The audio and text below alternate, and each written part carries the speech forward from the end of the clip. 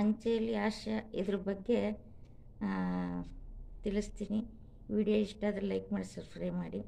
ನಾನು ಹೊಸದಾಗಿ ಅಂಚೆ ಇಲಾಖೆಗೆ ಸೇರಿದೆ. ಆವಾಗ ನನಗೆ ರಿಜಿಸ್ಟ್ರ್ ಕೌಂಟ್ರಿಗೆ ಹಾಕಿದ್ರು.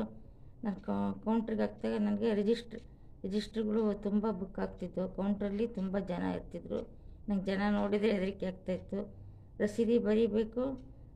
ರಸೀದಿ ಬರೆದಾದ್ಮೇಲೆ ಕವರ್ ತೊಗೊಂಡು ರಸೀದಿ ಬರೀಬೇಕು. ತಗೊಂಡಾದ್ಮೇಲೆ ಕವರ್ಗೆ ಸ್ಟ್ಯಾಂಪನ್ನು ಡಿಪೇಸ್ಟ್ ಮಾಡಬೇಕಾಗಿತ್ತು. ಸ್ಟ್ಯಾಂಪ್ಗೂ ರಸೀದಿಗೂ ಡೇ ಸ್ಟ್ಯಾಂಪ್ ಹೊಡಿಬೇಕು, ಕವರ್ಗೂ ಡೇ ಸ್ಟ್ಯಾಂಪ್ ಹೊಡೆದು 4 ಗಂಟೆವರೆಗೂ ಇದೇ ಕೆಲಸ ಆಗ್ತಿತ್ತು ನನಗೆ.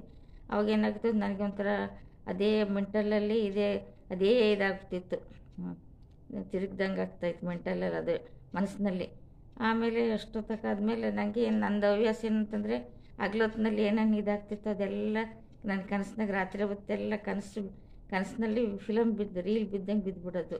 ಅದೇ ನಡೀತಾ ಇರಂಗೆ ರೀಲ್ ಓದಂಗೆ ಹೋಗ್ತಾಯಿತ್ತು ಕನಸಿನಲ್ಲಿ. ಅವಾಗ ನಾನೇನು ಮಾಡ್ತಿದ್ದೆ, ಮಲ್ಕೊಂಡೇ ಇರ್ತಿದ್ದೆ. ರಾತ್ರಿ ಹೊತ್ತು ಮಲ್ಕೊಂಡ್ಮೇಲೆ ಏನು ಮಾಡ್ತಿದ್ದೆ, ಮಲ್ಕೊಂಡಾದ್ಮೇಲೆ ಅದೇ ಕನಸು ಬೀಳ್ತಿತ್ತು. ಪೋಸ್ಟ್ ಆಫೀಸಿಂದ ಸ್ಟಾಂಪ್ ಹೊತ್ತೋದು, ಡೇ ಸ್ಟಾಂಪ್ ಹೊಡೆಯೋದು, ರಸೀದಿಗೆ ಸ್ಟಾಂಪ್ ಹೊಡೆಯೋದು, ಹಿಂಗೆ ಜೋಡಿಸಿ ಇಡ್ತಾ ಅದೇ ಕನಸು ಬೀಳ್ತಾಯಿತ್ತು. ಆಮೇಲೆ ಮಲ್ಕೊಂಡಾಗ ಏನು ಮಾಡಿದೆ, ಸ್ಟಾಂಪನ್ನು ಅದೇ ನೆನೆಸ್ಕೊಂಡು ನಮ್ಮ ಮನೆಯವ್ರಿಗೇನು ಗುದ್ದು ಬಿಟ್ಟಿದ್ದೀನಿ ಹಿಂಗೆ. ಆವಾಗ ನಮ್ಮ ಮನೆಯವರು ಎದ್ದ ತಕ್ಷಣ ಏನು ನನಗೆ ಹೊಡಿತಿದ್ದಿಲ್ಲ ಅಂತ ಎದ್ದುಬಿಟ್ಟು ನನ್ನ ಕೈ ಹಿಡ್ಕೊಂಬಿಟ್ರು.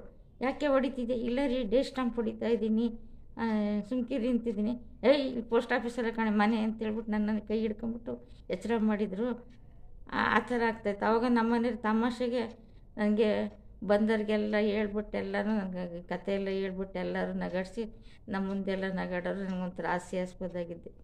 ಈ ವಿಡಿಯೋ ಇದು ಇಷ್ಟ ಆಗಿದ್ರೆ ಲೈಕ್ ಮಾಡಿ, ಸಬ್ಸ್ಕ್ರೈಬ್ ಮಾಡಿ. ಪೋಸ್ಟ್ ಆಫೀಸಿನ ಹಾಸ್ಯ.